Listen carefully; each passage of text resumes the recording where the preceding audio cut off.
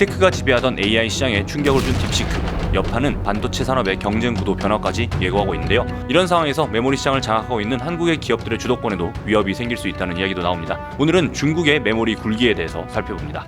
안녕하세요, 이재현입니다. 오랜만에 반도체 시장에 대한 이야기를 가지고 왔습니다. 2025년 시작부터 딥시크 충격이 있었죠. AI의 개발부터 서비스까지, 훈련부터 추론까지 다양한 영역에 있어서 많은 질문을 던졌는데요. 이 질문은 반도체로도 이어졌습니다. AI 연구에 더 이상 고성능의 AI 반도체가 필요하지 않은 것 아니냐, 이런 의문이었죠.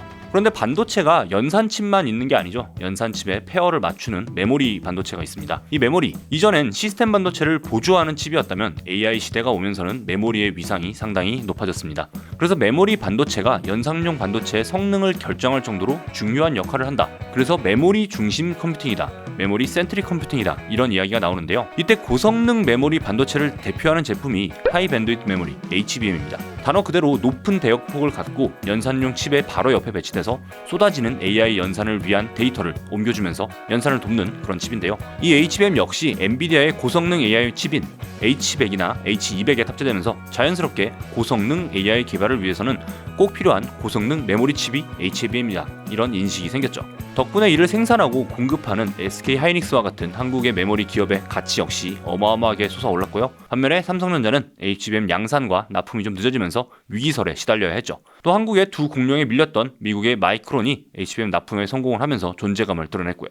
하지만 딥시크 쇼크는 시스템 칩 시장에 충격을 준 것처럼 메모리 시장에도 충격을 줍니다. 많은 분들이 이제 엔비디아의 칩이 필요할까라는 생각을 하게 한 것과 마찬가지 논리로 최고 성능의 연산 칩이 필요하지 않다면 최고 성능의 메모리 칩도 필요 없는 것 아닌가 하는 이야기로 이어지는 것이죠. 이 때문에 딥시크의 등장이 HBM으로 주가를 올렸던 SK 하이닉스에게는 충격이, 이 경쟁에서 상대적으로 밀렸던 삼성전자에게는 기회가 될 것이라는 관측도 많이 나왔습니다. 나아가서는 딥시크의 R1처럼 상대적으로 가벼운 언어 모델로도 괜찮은 추론 성능을 낼 수 있다는 사실이 알려지면서 이를 디바이스 역량으로 구동하는 온디바이스 AI에 대한 관심도 다시 한번 불이 붙었는데요. 이때 온디바이스 AI 칩과 짝을 이루는 메모리 반도체는 HBM이 아니라 절반 이하 가격으로 저렴한 GDDR 램이 될 것이라는 전망도 나왔죠. HBM은 데이터 센터나 AI 가속기와 같은 전문 분야에 사용되기 때문에 개인용 PC나 개인용 디바이스와 같은 데 장착하기는 오버스펙이기도 하고 값도 매우 비싸죠. 그래서 현존하는 메모리 반도체 중에서 HBM 다음으로 속도가 빠르다는 GDDR에 이목이 쏠리는 것입니다. 그래서 HBM에서는 좀 밀리지만 GDDR에서는 우위에 있는 삼성전자에게 다시 한번 기회가 온다는 주장이 나온 것이고요. 물론 SK 하이닉스 역시 GDDR을 생산하고 있기 때문에 한국의 반도체 기업들이 시장을 주도하는 구도에는 크게 변화는 없죠. 그런데 이런 주장에는 메모리 시장만큼은 한국 기업들이 꽉 잡고 있다는 전제가 있습니다. 하지만 과연 그럴까요? 물론 아직까지는 한국의 기업들이 75%가량을 장악하고 있지만 이제 시장의 상황이 그렇지 않습니다. AI를 개발 중인 미국의 빅테크들이 중국의 딥시크에 한 방을 먹었다면 메모리 반도체 시장에서도 중국 기업들의 약진이 놀라운데요. 이게 어쩌면 이번엔 우리에게도 한 방이 될 수도 있다는 것이죠. 이 이야기 한번 자세히 보겠습니다. 그럼 메모리 시장에 어떤 변화가 생기고 있을까요? 바로 새로운 도전자가 등장했습니다. 바로 창신 메모리 테크놀로지, 다른 표현으로는 CXMT라고 불리는 기업이죠. 그럼 창신 메모리는 어떤 회사일까요? 창신 메모리는 2016년 중국 정부 투자로 설립된 중국의 메모리 반도체 회사입니다. 쉽게 말해서 중국이 국가 차원에서 D램 자립을 위해서 설립한 회사이죠. 국가의 지원 속에서 회사는 하나로 30조 원에 달하는 1,500억 위안을 투자하는 이른바 1,500억 위안 프로젝트를 추진해서 2019년 9월 첫 DDR4의 생산에 성공했고요. 최근에는 DDR5의 개발과 HBM의 개발에도 성공했다고 알려져 있습니다.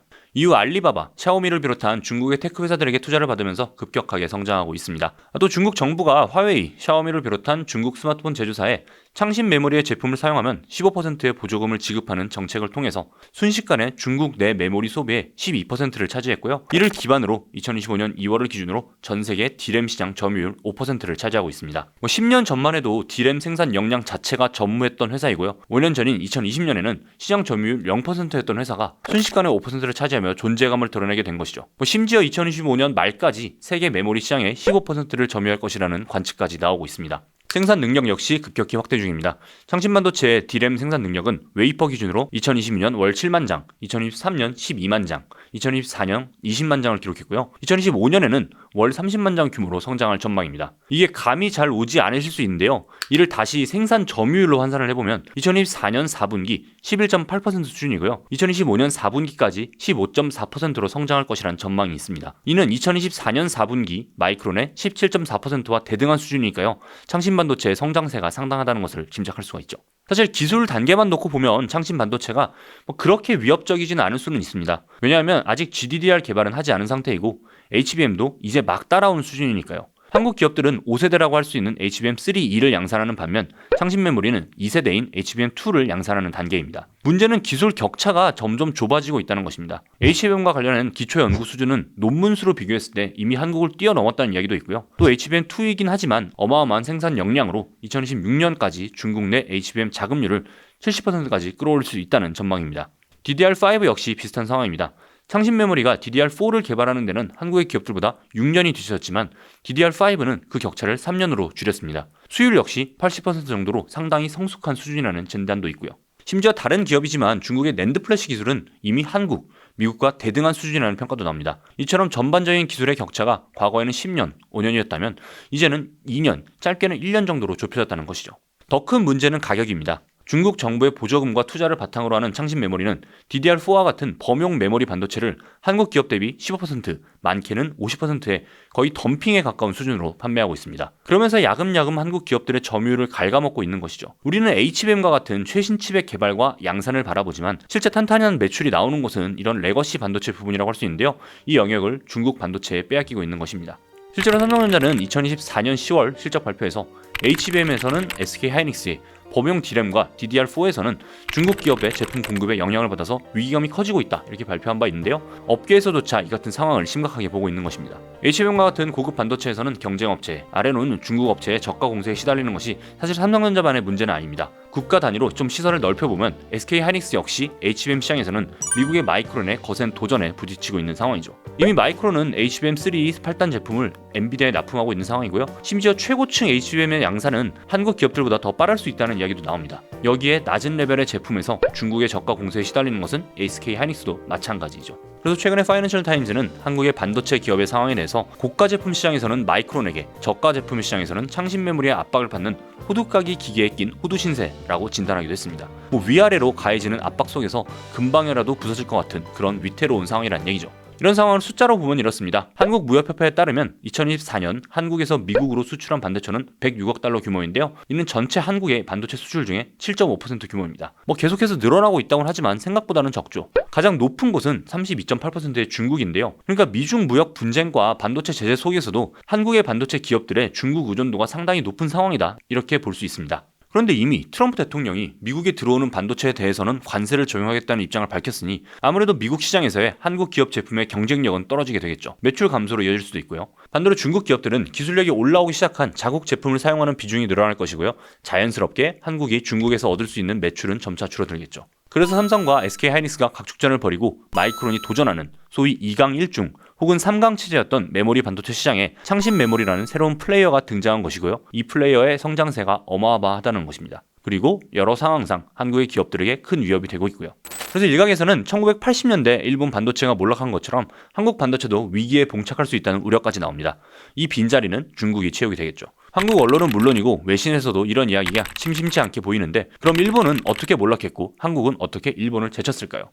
우선 일본이 반도체 산업에서 전성기를 구가하던 1980년대로 돌아가 보겠습니다. 당시 일본은 정부 주도의 연구 개발과 반도체 생태계 조성으로 산업을 육성을 했고요. 일본 반도체 기업들은 미국 기업을 밀어내고 D램 시장을 장악합니다. 선도적인 투자, 우수한 품질, 그리고 엔저 호황에 정부의 지원까지 겹쳐서 사실상 전 세계 메모리 시장을 일본 기업들이 독점하다시피 하게 되죠. NEC, 도시바, 히타치를 비롯한 일본의 반도체 기업들이 1985년부터 91년까지 시장 점유율을 휩쓸었고요.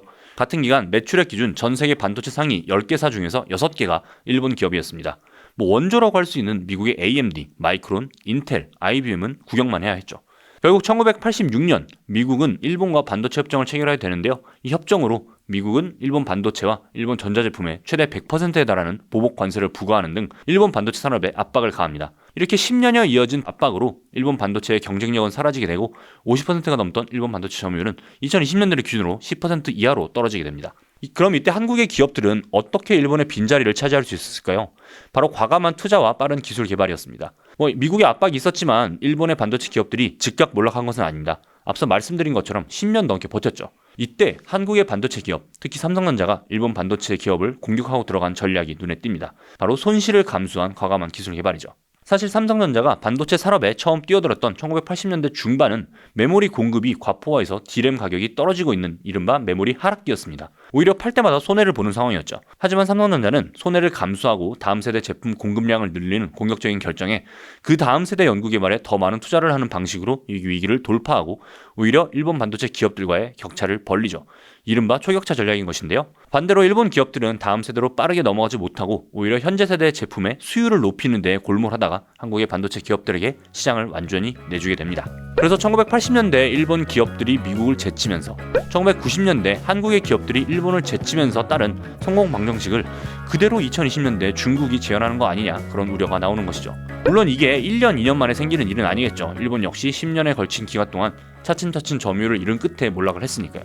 그리고 똑같이 반복될 것이라는 보장은 없지만 최근에 이런 지표들이 이런 반복의 전조가 아닌가 하는 우려도 충분히 가능하다고 생각이 됩니다.